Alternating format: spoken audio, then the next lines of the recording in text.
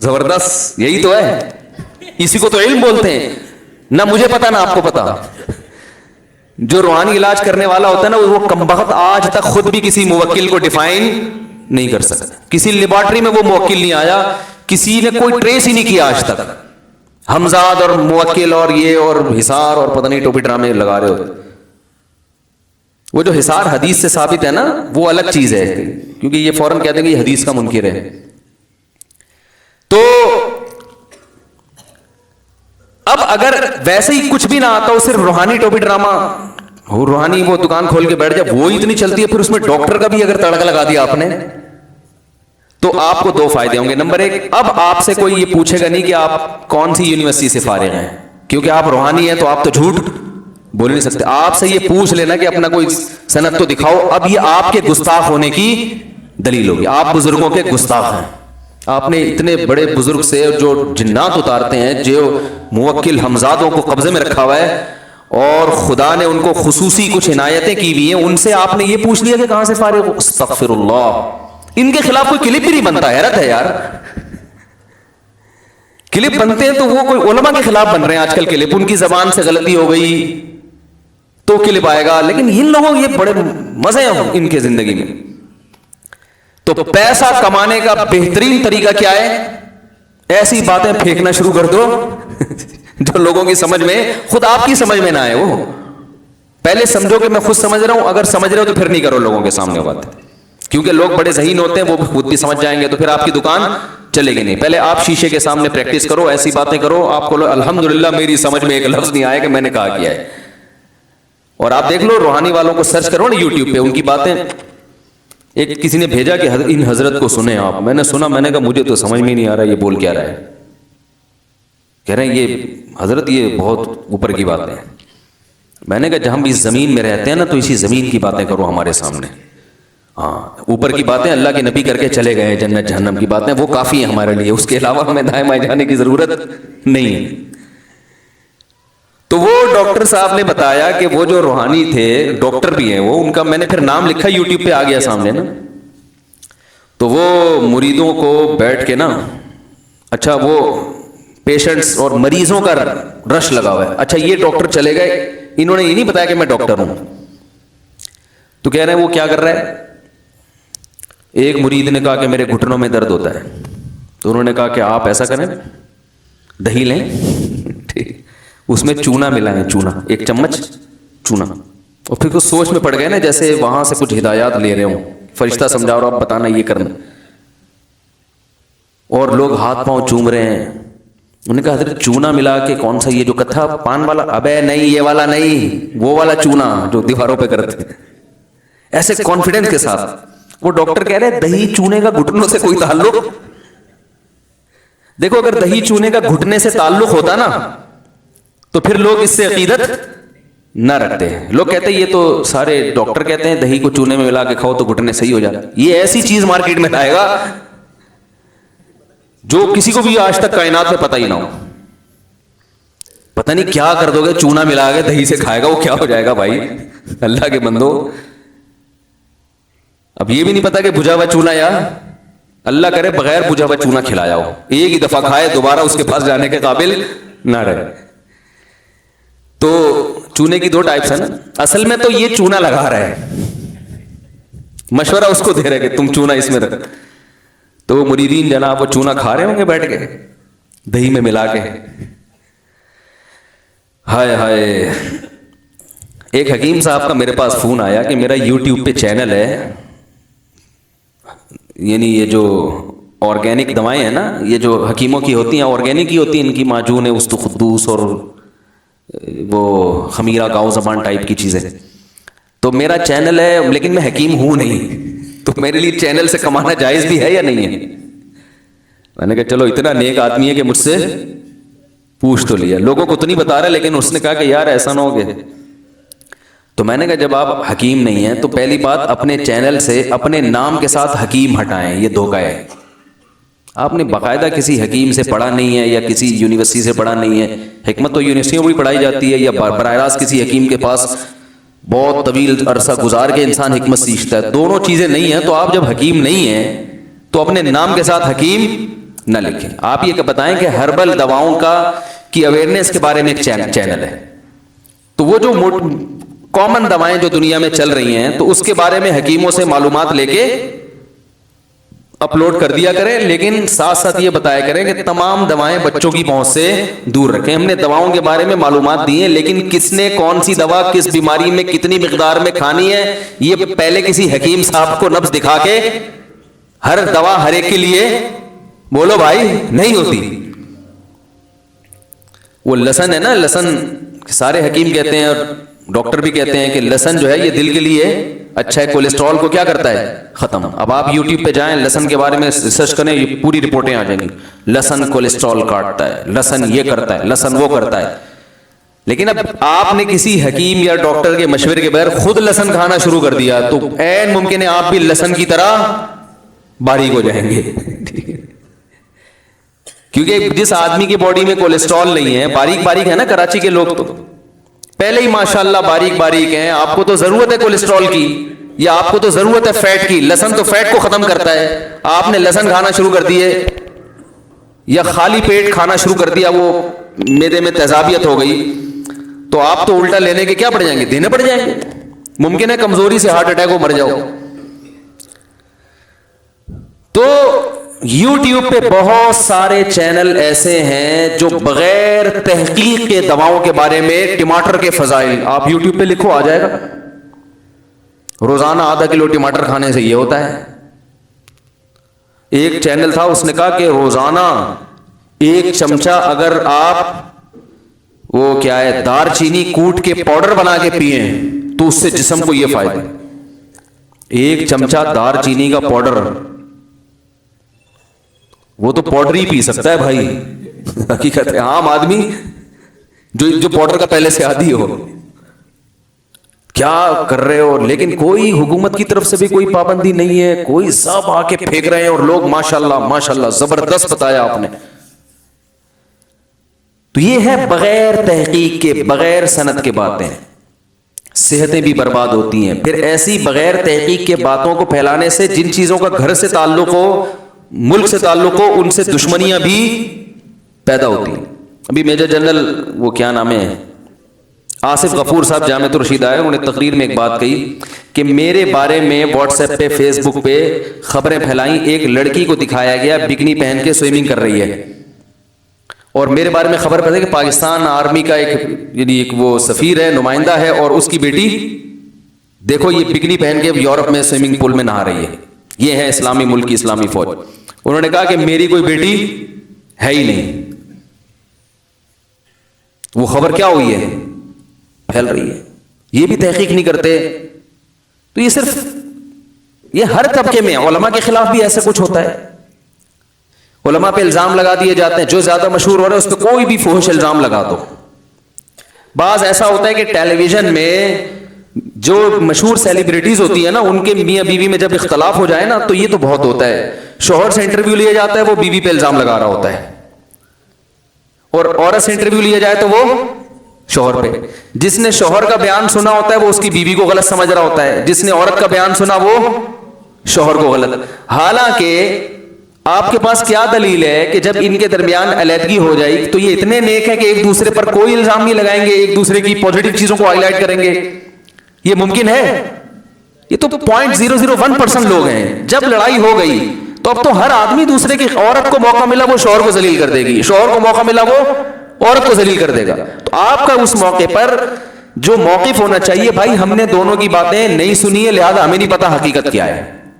بلکہ جو مثبت سوچ والا آدمی ہوگا وہ ایسے موقع پہ شوہر سے کہے گا کہ جب آپ کی وائف سے علیحدگی ہو گئی تو بس ہو گئی نا, اب اس کو ذلیل کرنے کی ضرورت کیا ہے؟ آپ انٹرویو دے کیوں رہے ہیں؟ اگر کوئی ٹی وی اینکر آپ سے آگے پوچھ رہے کہ کیوں علیحدگی ہوئی, کیا ہوا تھا, آپ بولو بھائی تمہاری بہن تھی, وہ تمہاری بیٹی تھی, تمہیں کیا تکلیف ہے ہمارے گھریلو حالات میں گھسنے کی. اور اگر عورت سے انٹرویو لیا جاتا ہے کہ آپ کے میاں کے درمیان علیحدگی کیوں ہو گئی, تو اس کو چاہیے بولے بھائی آپ کو کیا تکلیف ہے, ہمارا آپس کا مسئلہ تھا, شادی ہماری مرضی سے ہوئی, علیحدگی ہماری مرضی سے ہو گئی, میں کیوں اس کے راز کو دنیا کے سامنے فاش کروں؟ ہونا یہ چاہیے مگر ہو یہ نہیں رہا. اور پھر اس پہ لوگ سب ہاں واقعی ٹھیک ہے نا, ہاں اچھا ایسے وہ ایک اس سے کیا ہوتا ہے, دونوں طرف میں جو دشمنی تھی وہ کم ہونے کے بجائے بڑھ جاتی ہے. پھر وہ مرد اپنی عزت بچانے پہ آتا ہے, پھر وہ جو الزامات عورت میں نہیں ہوتے وہ 4 گنا اور لگاتا ہے. عدالتوں میں یہی تو ہو رہا ہے, عدالتوں میں یہ نہیں ہو رہا کیا؟ جھگڑے دیکھو ذرا عدالتوں میں جا کے, وکیل سمجھا رہے ہوتے ہیں کہ طبیعت سے نا اس کو ایسا نچا دینا ورنہ وہ تمہیں نچا دے گا. میاں بیوی میں جھگڑے ہوتے ہیں نا, تو عورت اگر عدالت پہنچ جائے تو وکیل نے اس کو پٹیاں پڑھائی ہوئی ہوتی ہیں کہ تم یہ بھی کہنا اس نے زندگی کو بھر کبھی نان نفقہ نہیں دیا, مارتا پیٹتا بھی تھا, وہ پورا اس نے نا کمپوز کر کے رکھا ہوا ہوتا ہے, اس پہ سائن کر لو, باقی صرف نام تمہارا ڈالنا ہے اس میں نے, فلاں کی جگہ تمہارے میاں کا نام آ جائے گا.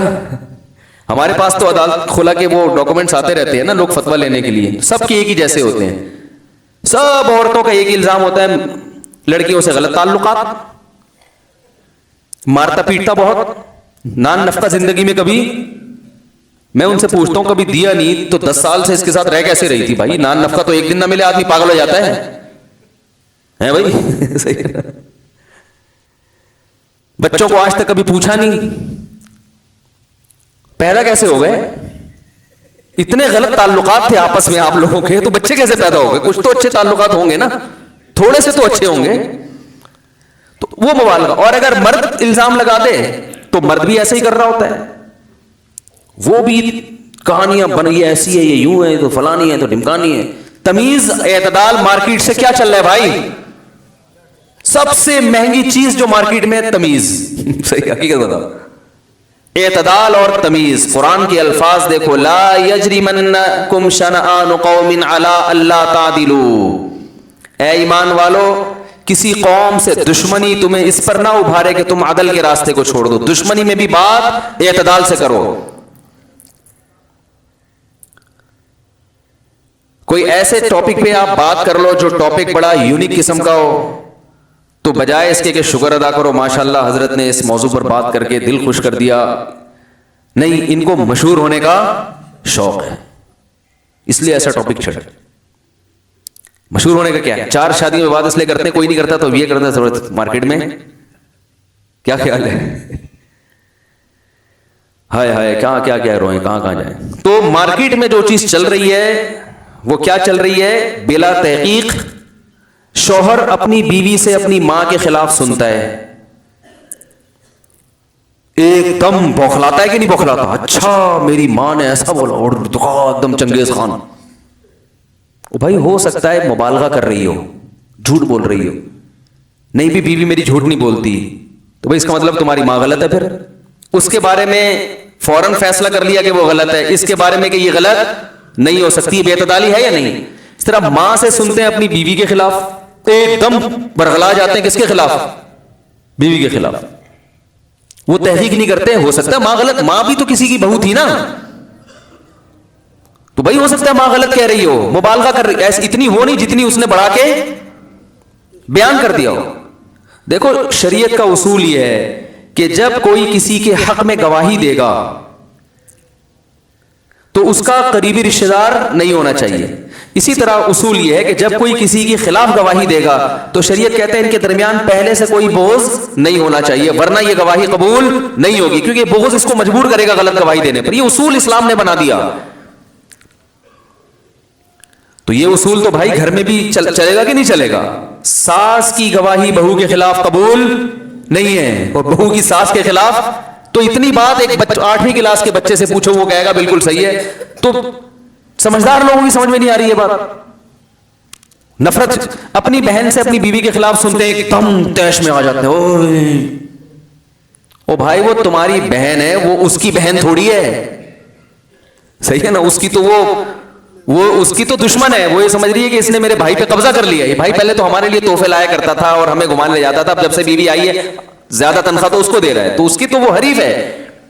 سب گھروں میں ایسا نہیں ہوتا, لیکن مارکیٹ کی بات کر رہا ہوں نا میں.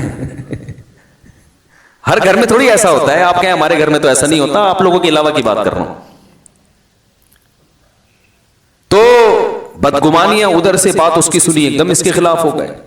رسول اللہ صلی اللہ علیہ وسلم نے ارشاد فرمایا, الرفق ما کا, کیسی پیاری حدیث ہے, پڑھنے میں بڑا مزہ آتا ہے. عمل ہم سے بھی ہو نہ ہو, اللہ ہمیں بھی توفیق دے, لیکن حدیث کے الفاظ کو پڑھنے میں بڑا مزہ آتا ہے. فرمایا صحیح حدیث ہے الرفق ما کان فی شیء الا زانا وما نزع عن شیء الا شانا. فرمایا کسی بھی کام میں جب نرمی ہوتی ہے نا، تمیز، نرمی کا ہم اپنی زبان میں ترجمہ کریں گے تمیز، امن، شانتی کے ساتھ، ایک دم جذبات سے ہٹ کرو. تو جب بھی کسی کام میں یہ نرمی پیدا ہو جائے، تمیز پیدا ہو جائے، تو وہ کام مزین بن جاتا ہے. یعنی گویا خراب کام بھی کیا ہو جاتا ہے اچھا. وما نزع عن شیء، اور جب کسی کام سے تمیز نکال لی جائے، نرمی، اصل میں تو حدیث کا مطلب نرمی ہے، تو ہم اس کو عام زبان میں نا تمیز کہتے ہیں نا. بھائی ادھر کوئی آپ سے سختی سے بات کر رہا ہو تو آپ کیا کہتے ہیں؟ تمیز سے بات کرو، مطلب نرمی سے بات. ہفرا تفری میں بیگم کھانا بنا کے غلط شلط بنا دی، بھائی تمیز سے بناؤ، یعنی نرمی سے، آرام سے، امن شانتی کے ساتھ. ٹھیک ہے. آپ گھر میں سختی سے بات کرو تو بیگم کیا بولتی ہے؟ بھائی ذرا تمیز سے. تو ہر کام ٹھنڈے طریقے سے سوچ کے، اس کے تمام مثبت منفی پہلوؤں، ایک جو جذبات میں آ جاتے ہیں نا، یہ ہمیشہ کام کیا کرتے ہیں؟ بگاڑ دیتے. تو آپ صلی اللہ علیہ وسلم نے فرمایا وما نزع عن شیء الا شانا، تمیز اور نرمی کسی بھی کام سے اگر نکال لی جائے تو اچھا والا کام بھی کیا ہو جاتا ہے؟ بیڑا غرق. جب بھی کسی کام، دیکھو حلوے میں اگر چینی نکال لو گے تو حلوے کا بیڑا غرق ہو گیا کہ نہیں ہو گیا؟ آپ شوگر کے مریض کو پھیکا حلوہ کھلا رہے ہیں، وہ کہا بھائی اس میں تو چینی ہے ہی نہیں، آپ کے آپ چونکہ شوگر کے مریض ہیں تو کہا بھائی حلوہ کھلانے کی کیا ضرورت تھی مجھے یار، سموسے کھلا دیتے، پکوڑے کھلا دیتے. میری شوگر کا جب اتنا خیال ہے بھائی، جب اتنا خیال ہے تو پھر حلوے کا لیبل تو، ہم تو حلوہ تو یہی سمجھ کے منہ میں پانی آ گیا تھا کہ میٹھا ہوگا. تو بات کیا چل رہی تھی صرف، ہاں ادھر کی بات سن کے ایک دم اس کے خلاف، ایک سیاسی لیڈر کا کیا تبصرہ سنیں گے تو فوراً دوسرے کے خلاف ایک دم مغلظات، ابے یہ ہے ایسا، ابے یہ یوں ہے. ادھر والا سنے گا تو ان کے خلاف. بڑا بھائی چھوٹے بھائی کے خلاف کوئی لفظ سن لے گا نا محلے پڑوس سے، ایک دم چھوٹے کی آگے دھنائی لگا دے گا، ایک دم تانے دینا شروع کر دے گا. چھوٹا بڑے کے خلاف سنے گا. تو یہ چل رہا ہے دفتروں میں بھی ایسا ہی ہو رہا ہے. باس کو جا کے کوئی کمپلین کر دینا کہ وہ یہ کر رہا تھا، تو باس یہ نہیں کہ تمیز سے اچھا غور کرتے ہیں، اچھا ٹھیک، بلایا بھائی ہاں مسئلہ کیا ہے، تمیز سے وہ ایک دم اس کے خلاف جوش میں آ جائے گا. لیکن کمپنیوں میں اکثر ایسا ہوتا نہیں ہے، کیونکہ وہ نا اپنی فیکٹری کی پرواہ ہوتی ہے، اس کو بچانے کی فکر ہوتی ہے. گھروں میں زیادہ ہو رہا ہوتا ہے، گھر بچانے کی فکر، مارکیٹ سے کیا چل رہی ہے؟ شارٹ چل رہی ہے. تو کسی کے بیان میں، کسی کے عمل میں، گھریلو معاملات میں، حکومتی معاملات میں، بین الاقوامی معاملات میں، بعض معاملات بین الاقوامی سطح پہ ایسے ہوتے ہیں کہ حکومت یا کسی بھی شخص کو پتا ہوتا ہے کہ غلط ہو رہے ہیں، لیکن اس کو پتا ہے اگر میں نے بولا تو اس سے بھی غلط ہو جائے گا، سمجھ رہے ہیں؟ اس لیے وہ اس میں پھر کیا ہوتا ہے؟ خاموش. اس پہ لوگ بدگمانی کرتے ہیں کہ یہ مصلحت کے نام پہ بزدلی، حالانکہ وہ بزدلی نہیں ہوتی، وہ مصلحت ہوتی ہے. بزدلی اور چیز ہے، حکمت اور مصلحت بولو بھائی الگ چیز ہے. تو ایک صحابی تھے، رسول اللہ صلی اللہ علیہ وسلم نے ان کو بلایا اور ان سے فرمایا کہ تم میں دو خصلتیں ایسی ہیں جو اللہ کو محبوب ہیں، دو خصلتیں ایسی ہیں جو اللہ کو محبوب ہیں، الحلم والانات، ایک برداشت اور ایک ٹھہراؤ طبیعت میں، جلد بازی نہ کرنا. اس سے یہ بھی پتہ چلتا ہے کہ یہ جو حدیث میں آتا ہے نا کہ کوئی تمہاری منہ پہ تعریف کرے تو اس کے منہ پہ خاک پھینک دو، تو یہ ہر تعریف اس میں داخل نہیں ہے. وہ تعریف جو صرف مکھن لگانے کے لیے، چمچہ گیری کے طور پر ہوتی ہے نا، چڑھانے کے لیے ذرا تھوڑا پیسے نکال کے دے دے گا. اور اگر کوئی تعریف کسی کے منہ پہ حوصلہ افزائی کے لیے کی جائے کہ یہ اچھی صفات ہیں، اس کو برقرار رکھنا، اسی پہ قائم رہنا، اللہ کو یہ بہت پسند ہے، تو یہ جائز نہیں بلکہ یہ تعریف مستحب ہے، بشرطے کہ یہ امید ہو کہ سامنے والا چوڑے میں نہیں آ جائے گا. بعض دفعہ کسی میں کوئی اچھی چیز ہوتی ہے، آپ جب بیان کر دو تو وہ پھر چوڑے میں آ جاتا ہے، وہ سمجھتا ہے اب تو ہم سیدھے جنت میں ہی جائیں گے، تکبر میں آ جاتا ہے نا. تو ہر ایک کا ظرف بڑا نہیں ہوتا. تو الحلم والانات، فرمایا برداشت اور جلد بازی نہیں ہے، ٹھہراؤ. ابھی کچھ دن پہلے ایک جھگڑا ہے میاں بیوی کا، وہ طلاق پہ آئے ہوئے تھے نا، وہ میاں نے غصے میں آ کے ایک طلاق نکال دی تھی جھگڑے کے دوران. تو وہ آئے ہم سولو صفائی کے لیے. میں نے کہا پہلے تو ان پہ جو بھی پھٹا ہے وہ تو بعد میں حل کریں گے. میاں کو پابند بنایا کہ طلاق کا لفظ اگر آئندہ زبان سے نکالا تو اچھا نہیں ہوگا. طلاق دینی ہو تو یہ طریقہ, اس کے لیے تمیز, سمجھ رہے, مشورہ کرو علماء سے, خاندان کے لوگوں سے, دونوں خاندانوں کو بٹھاؤ, تمیز سے بیٹھو, بات کرو. بھائی نہیں بن رہی, تمیز سے کیا کرو. یہ چنگیز خان یہ تو پاگلوں والا جو مارکیٹ میں یہی چل رہا ہے. بھائی طلاق میں ریورس گیئر ہے نہیں ہے نا, تو جو چیز میں ریورس نہیں ہے, جب آپ گاڑی میں جو ہے نا, گاڑی میں تو ریورس گیئر ہوتا ہے, پھر بھی گاڑی کا پہلا گیئر لگانے سے پہلے سوچتا ہے آدمی کہ جانا ہے نہیں جانا ہے, کہاں جانا ہے. ایسے ہی بیٹھے گیئر لگا کے چلانا شروع کر دی, اب سوچ رہا ہوں جاؤں کہاں. پاگل ہوگا نا. حالانکہ اس غلطی کی تلافی ممکن ہے کہ ریورس لگا کے وہیں آ جاؤ جہاں سے چلے تھے. کیا ہو گیا بھائی, سمجھ میں آ رہی ہے بات؟ آپ نے دنیا میں کوئی ایسا بیوقوف دیکھا گاڑی چلا رہا ہو, پہلا گیئر دوسرا گیئر, کہاں جا رہا ہے پتہ